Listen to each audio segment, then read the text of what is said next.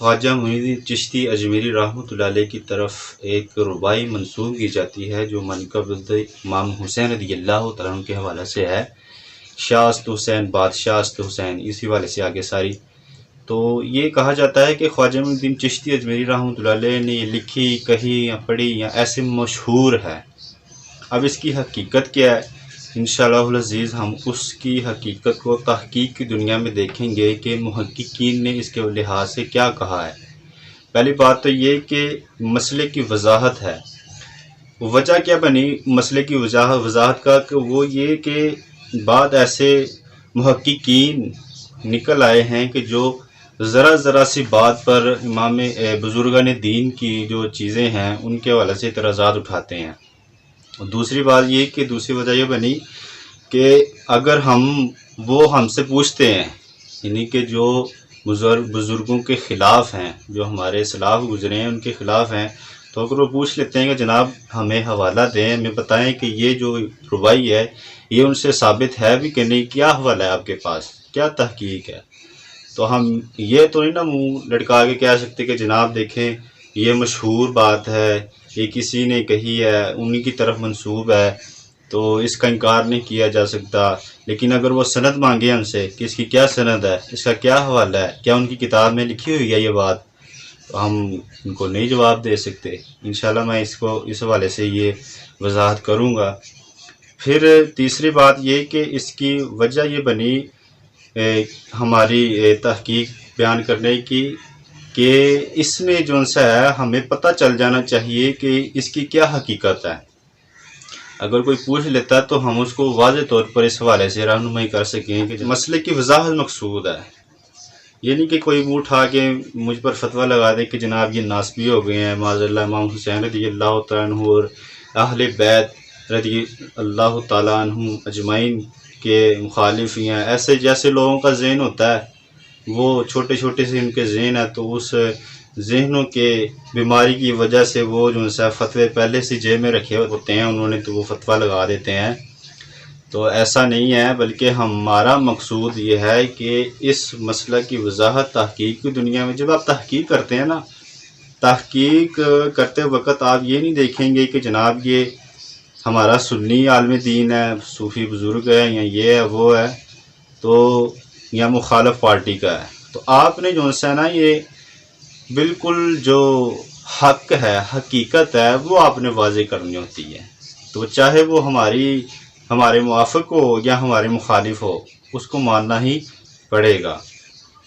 تو یہ فتاوی شارح بخاری جلد نمبر 2 ہے میرے پاس، اس کا صفحہ نمبر 205-6، اس پر یہ وضاحت موجود ہے کہ یہ مسئلہ جو ہے اس کی ربائی کی کیا حقیقت ہے۔ ایک سائل نے سوال پوچھا، انہوں نے 5-6 سوال پوچھے ہیں کہ اس کی ربائی کیا یہ ان کی ربائی ہے بھی کہ نہیں، اور کیا یہ ان کے خلفاء میں سے کسی ملفوظات میں موجود ہے یا نہیں، اور کیا یہ ان کے آستانہ عالیہ پر لکھی ہوئی ہے یا نہیں، یہ مثنوی شریف کے دیوان سے تو نہیں لی گئی، یعنی ایسی چیزیں جو سی نا انہوں نے مکمل تفصیل کے ساتھ اس کے بارے میں پوچھا ہے۔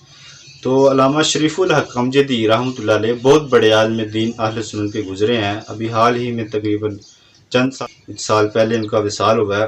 وہ فرماتے ہیں کہ باوجود تتبع یعنی کوشش کے باوجود تامل استقراء حتی الامکان کے تا ہنوز سلطان الہند خواجہ معین الدین چشتی اجمیری رحمۃ اللہ علیہ یا ان کے سلسلے کے بزرگوں یا ہندوستان کے معتمد مصنفین کی تصنیفات میں کہیں اس ربائی کا تذکرہ نہیں ملا۔ ایک دوسری انہوں نے کہا کہ قصاص قسم کے واعظین بڑے تم تراک سے ایسے حضرات خواجہ معین الدین چشتی اجمیری رحمۃ اللہ علیہ کی طرف منسوب کرتے ہیں اس ربائی کو۔ تو میں نے ان سے پوچھا، فرماتے ہیں جو قصاصین جو لوگ ہیں، ان سے مقررین حضرات جو بڑے شعلہ بیانی کے ساتھ اس کو بیان کرتے ہیں، ان سے پوچھا کہ جناب ہمیں بتائیں اس کی تفصیل کیا ہے، اس کی سند کیا ہے، اس کی حقیقت کیا ہے اس ربائی کی۔ تو وہ کہتے ہیں کہ ہمارے پاس بھی اس کی کوئی سند نہیں ہے، اور نہ ہی مجھے اب تک کوئی ایسا شخص جو ان سے ہے مجھے سند پیش کر سکا۔ کسی نے بازاری رسالوں کا نام لیا، کسی نے کسی واعظ کا نام لیا، یعنی جو تقریر وغیرہ کرتے ہیں، کسی نے کچھ کہا اور کسی نے کچھ کہا.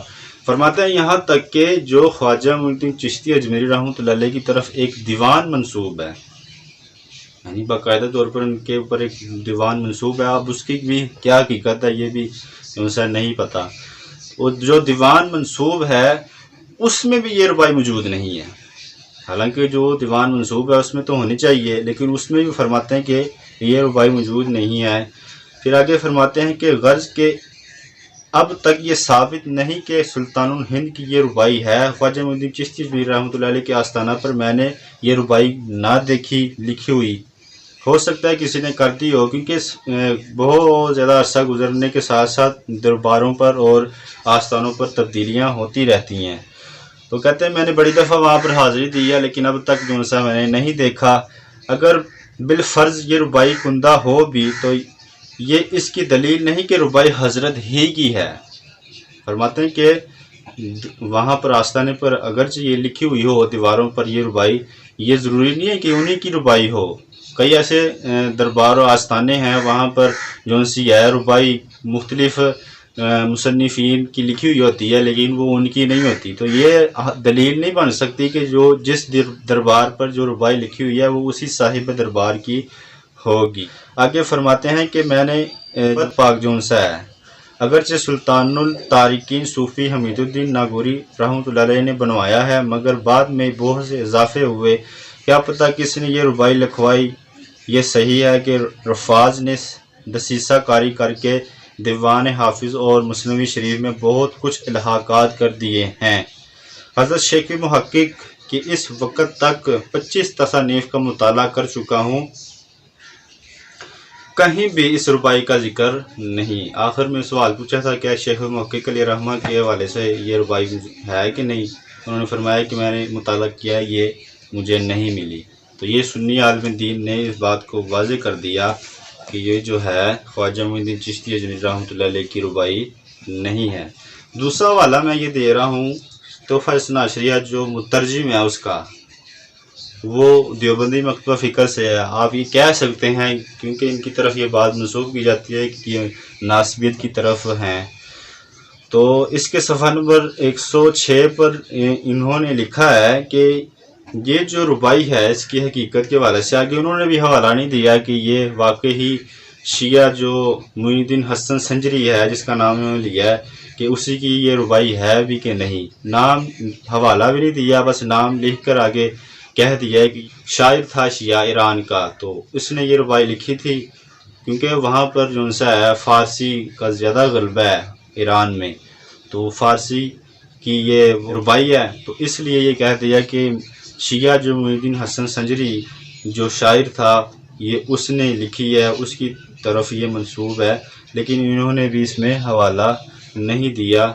تو اگر یہ ثابت ہو جاتا ہے، یعنی کہ یہ جس نے دیوبندی مکتبہ فکر کے عالم نے اگر کہا ہے کہ یہ ان کی شیعہ ذاکر جو شاعر ہے اس کی یہ ربائی ہے، تو پھر ظاہر بات ہے کہ یہ اس کی شیعہ کی طرف منسوب ہو گئی یہ ربائی. تو اس کو نہیں استعمال کرنا چاہیے. اگرچہ اس میں جو ہے کوئی بھی ایسا لفظ نہیں ہے کہ جو خلاف شرع ہو. مکمل جو سی ربائی ہے وہ تو میرے خیال سے کوئی شاذ و نادر ہی لوگ پڑھتے ہوں گے، معروف جو شاعر ہیں وہی پڑھتے ہیں. تو اگر اس میں کوئی ایسی خرافات وغیرہ ہے تو ہمیں اس کو نہیں استعمال کرنا چاہیے. ویسے بھی اگر یہ ثابت ہو جائے کہ یہ شیعہ شاعر کی ہے تو پھر نہیں استعمال کرنی چاہیے، کیونکہ اس سے فروغ حافظیت ہوتی ہے. اور الحمدللہ سنی علماء نے ایسی جو سی ہے رباعیات اور منقبتیں لکھی ہوئی ہیں اہل بیت کی شان میں کہ اگر ہم اسی کو بیان کرتے رہیں تو ہم پورا سال انہی منقبتوں کے اوپر پڑھا سکتے ہیں. ہم الحمدللہ اہل سنت جو سا ہے اس اعتبار سے کوئی ہمارے علماء نے کسر نہیں چھوڑی کہ ان کے قصیدوں کے حوالے سے، ان کی تشریحات توضیحات کے حوالے سے ہمیں چاہیے کہ کسی مستند عالم دین کی جو منقبتیں ہیں، توضیحات، تشریحات یا جو کلام لکھے ہیں ان کو لینا چاہیے، تاکہ جو سا کسی بھی قسم کا کوئی اعتراض کوئی دوسرا غیر شخص جو دوسرے ہوتے ہیں، دوسرے مسالک کے لوگ، وہ نہ اٹھا سکیں. تو اللہ عز و جل سے دعا ہے کہ ہمیں تحقیق کی دنیا میں رہتے ہوئے حق بات تک پہنچنے کی توفیق عطا فرمائے، اس کو قبول کرنے کی توفیق عطا فرمائے اور لوگوں تک پہنچانے کی توفیق عطا فرمائے، تاکہ جو ہے یہ حقیقت ہر ایک پر روز روشن کی طرح عیاں ہو جائے۔ وما توفیقی الا باللہ۔